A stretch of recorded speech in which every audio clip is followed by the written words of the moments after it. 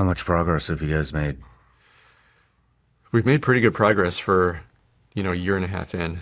At least we feel like we have. So one of the first things we did was, even before starting the company, we had a lot of conversations with the DOE.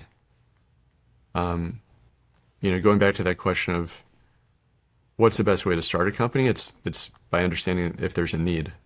And so some of our first conversations were with people within the DOE saying, "Hey, this seems like a need based on all the startups that we're talking to. They say that they have to get their fuel from foreign providers.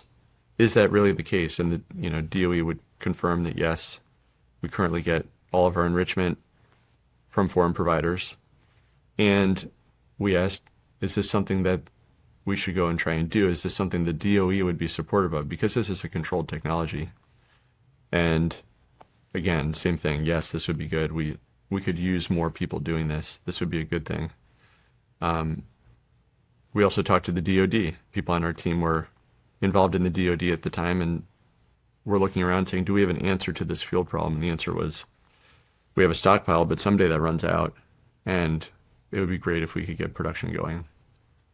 And then we talked to the reactor companies, and not only did they not have a source of enrichment or a source of fuel at the enrichment levels that they needed, but they also pointed out, hey, it's also really expensive. At the prices we're going to have to pay these other companies, it's going to be more than half our cost. And so we do want to get the cost really low, and we're going to do the factory builds. But even if we got the cost of the reactor to zero, we can only have this unless the fuel cost comes down. And so that was very similar to the space industry, 2000s, where yes, the satellites had gotten a lot cheaper and smaller, but the launch cost was still there. And so if you really wanted to erode the total cost, you had to hit the launch cost next. And so we're trying to do that with fuel. So our whole mission was, let's bring back domestic production of enrichment.